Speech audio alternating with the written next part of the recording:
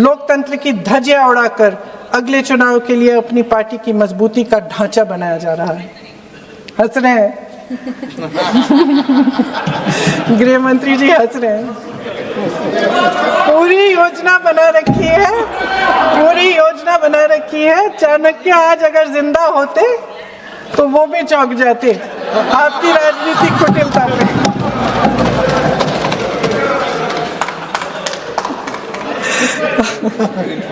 इन्होंने पूरी योजना बना रखी है, हंस रहे हैं, सहमत है मेरी बातों से। अचानक प्रदेशों में चुनाव के दौरान सदन की बैठक बुलाओ, कोई सर्वदलीय बैठक मत बुलाओ। विधेयक का प्रारूप सिर्फ एक दिन पहले सार्वजनिक कर लो ताकि विपक्ष को कोई मौका न मिले कि इस पे चर्चा कर ठीक ढंग से हो। मीडिया और पब्लिक में पहले से ही चर्चा शुरू कर लो कि मोदी जी एक बहुत बड़ा कदम उठाने वाले हैं महिलाओं के उत्थान के लिए।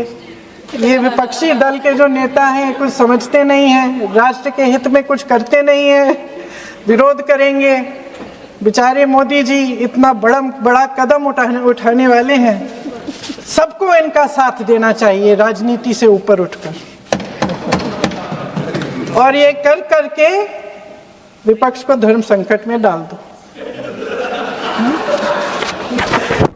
एक तरफ महिला आरक्षण और दूसरी तरफ आपको काट पीट करने की, पूरे ढांचे को बदलने की स्वतंत्रता, ओबीसी वर्ग को नकारने की स्वतंत्रता।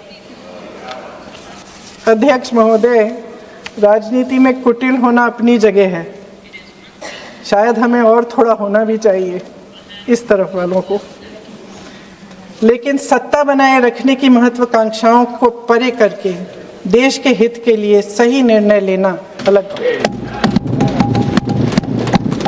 शायद हम आदरणीय प्रधानमंत्री महोदय जी से आज ये उम्मीद नहीं रख सकते क्योंकि वह समस्याओं से घिरे हुए हैं, उन पर अंतर्राष्ट्रीय दबाव बहुत है।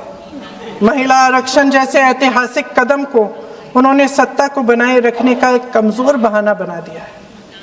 जाति जनगणना को नकारते हुए एक ऐसी संसद बनाना चाहते हैं जिसमें सिर्फ अभिव्यक्ति और चर्चा का ही अभाव नहीं होगा, बल्कि पिछड़े वर्गों और प्रदेशों की समानता का भी अभाव होगा।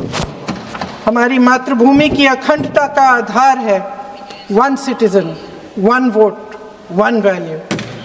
अलग अलग राज्यों का दर्जा बगैर किसी संवैधानिक प्रक्रिया के तय करना इस अखंडता पर वार है।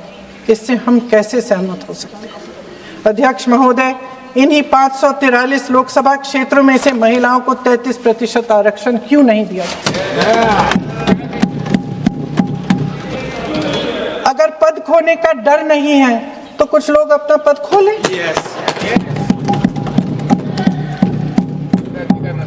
इसी में से SC ST का जो दर्जा है, SC ST में महिलाओं का आरक्षण 33% हो जाए, 1/3 आरक्षण हो जाए, ओबीसी का भी उचित आरक्षण हो जाए, आज पारित हो सकता है। शुभ काम भी हो जाएगा, बेवजह प्रक्रियाहीन परिसीमन से देश का नुकसान भी नहीं होगा और काला टीका भी काम आ जाएगा।